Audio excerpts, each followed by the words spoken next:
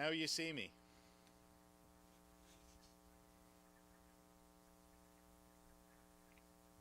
Yeah, you're waiting for the rest of the phrase, aren't you? Now you see me, now you don't. Because you're expecting me to say, now you don't, and then I'll just disappear in a miraculous puff of video wizardry. Nope, still here. And still here. And there. And that's the point, I think, of this story about Thomas. We hear it every year on the Sunday after Easter. It's the same story every year. It's this story about how Thomas wasn't there when Jesus appeared to the disciples, and then Thomas wouldn't believe them. And so for centuries we've called him Doubting Thomas, like there's something wrong with questioning. Actually, to be fair, there used to be something wrong with questioning.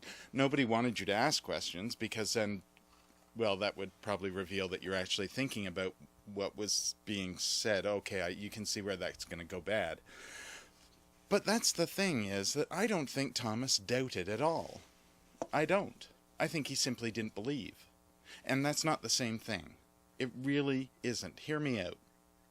This is the same Thomas that a little bit earlier in the Gospel of John, we hear that wonderful story that we always hear at a celebration of life, where Jesus tells the disciples, don't be afraid.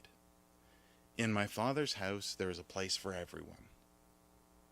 I am going before you to make sure that there's a place ready for you. And you'll know the way. And then it's Thomas who says, but we don't know the way. And Jesus says, I am the way. Thomas already knows. I don't think Thomas doubted for a second about Jesus. Here's another reason why I don't think Thomas doubted Jesus for a moment. It's because I think that's why Thomas wasn't there.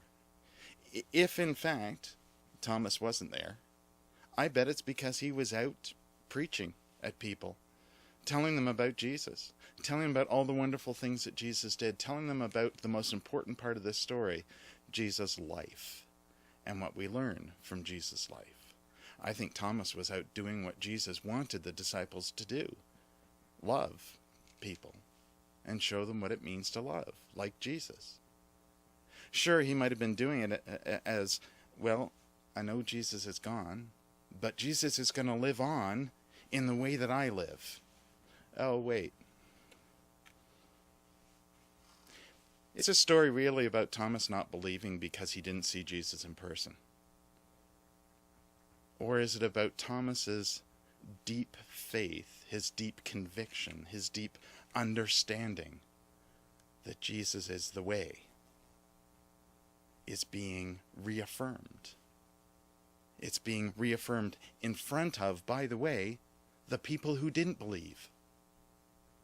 See, it's not just Thomas who wouldn't believe unless he saw. The disciples didn't believe. Mary and the others who went to the tomb that Easter morning, they didn't believe. Until an angel told them, they turned around and there was Jesus.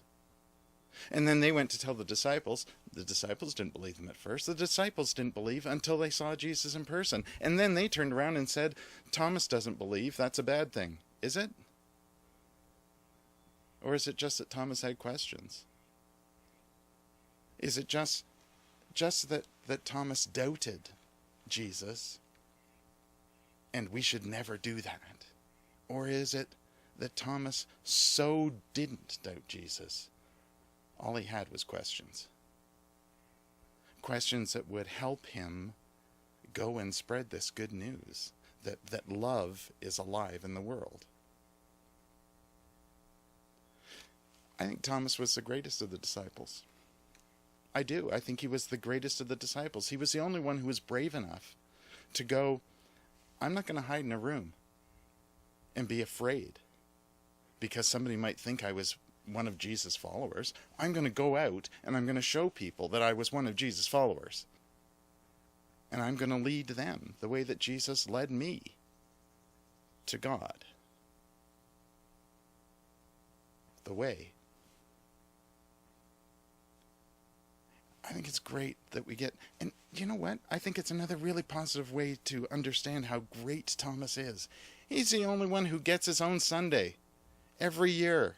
Every single year we hear this story on the Sunday after Easter. If you follow the lectionary, it's guaranteed you're going to hear about Thomas on the Sunday after Easter. Maybe this is why.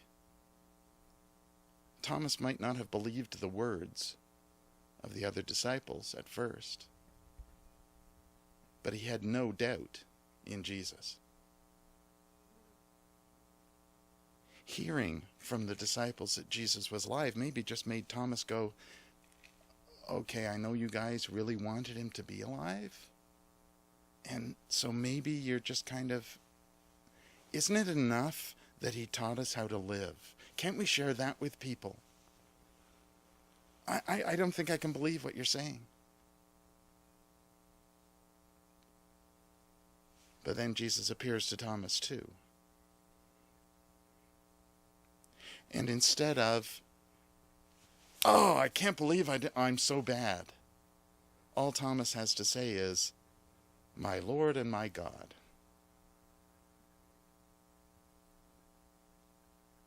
Thomas had no doubt.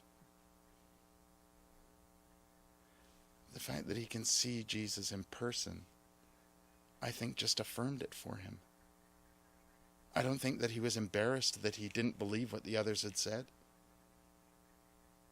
I think when he saw Jesus, he was so overwhelmed